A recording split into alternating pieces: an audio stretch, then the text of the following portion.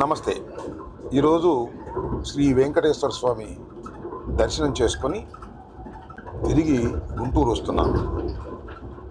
బంధువులు మిత్రులతో కలిసి ఉదయాన్నే తిరుమల వెళ్ళి వెంకటేశ్వర స్వామి దర్శనాన్ని చేసుకున్న తర్వాత అన్నప్రసాదశాలకు వెళ్ళి అక్కడ భోజనం చేయాలని అనిపించింది. ఆ తర్వాత సుమారుగా 1 గంట ప్రాంతంలో అందరం కలిసి అన్నప్రసాదశాలకు వెళ్ళాం. అక్కడే భోజనం కూడా చేశాం. అంటే భోజనం అనడం కంటే అది భగవంతుని ప్రసాదం. చాలా అద్భుతమైన భోజనం, అది చాలా రుచికరమైనటువంటి భోజనం. ఆ భోజనశాల ఎంతో నీట్గా మెయింటైన్ చేస్తున్నారు, హైజీనిక్గా ఉంది. భోజనం కూడా చాలా రుచికరంగా ఉన్నటువంటి భోజనం. తిని చాలా తృప్తి పడ్డామని ఈ సందర్భంగా చెప్పదలుచుకున్నాను. అది ఎలా మేనేజ్ చేస్తున్నారో నాకు అర్థం కాలేదు. రోజుకి కనీసం 90,000 మందికి అక్కడ భోజన సదుపాయాలు ఏర్పాటు చేస్తారు.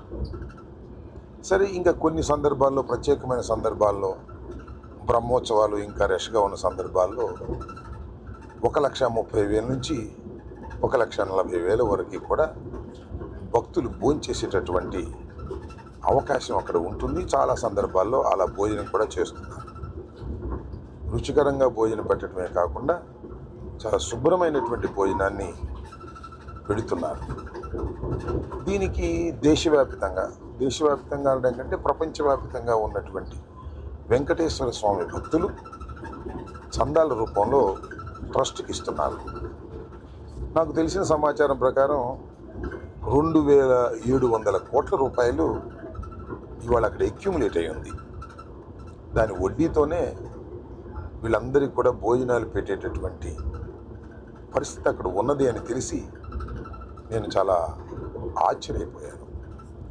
ఇది 1985 నుంచి కూడా ఇప్పటి వరకు కూడా ఎక్కడ ఏ రకమైన ఇబ్బంది లేకోకుండా తృప్తికరమైనటువంటి భోజనాన్ని వెంకటేశ్వర స్వామి యొక్క ఆశీస్సులతో జరుగుతుందంటే ఇది చాలా గొప్ప విషయంగా నేను భావిస్తున్నాను. ప్రపంచంలో చాలా అరుదుగా మాత్రమే ఇలాంటి గొప్ప విషయాలు జరుగుతాయి. అది వెంకటేశ్వర స్వామి మహత్యం వల్లనండి, ఆయన ఆశీస్సుల వల్లనండి ఇలా జరుగుతూ ఉంది.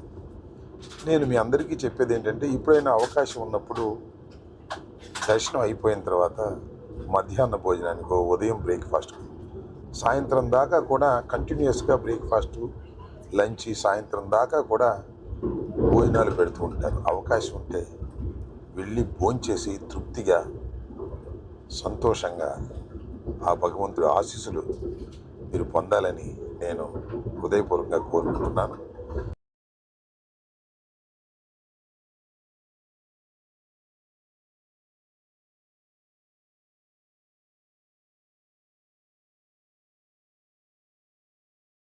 నేను కుటుంబ సమేతంగా వెళ్ళి భోజనం చేసి ఆ ప్రసాదాన్ని స్వీకరించి చాలా తృప్తి పడ్డానని ఈ సందర్భంగా తెలియపరుస్తున్నాను.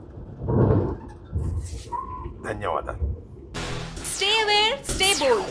Like, subscribe and follow at Ammati Rambabu Official for truth and clarity in today's politics.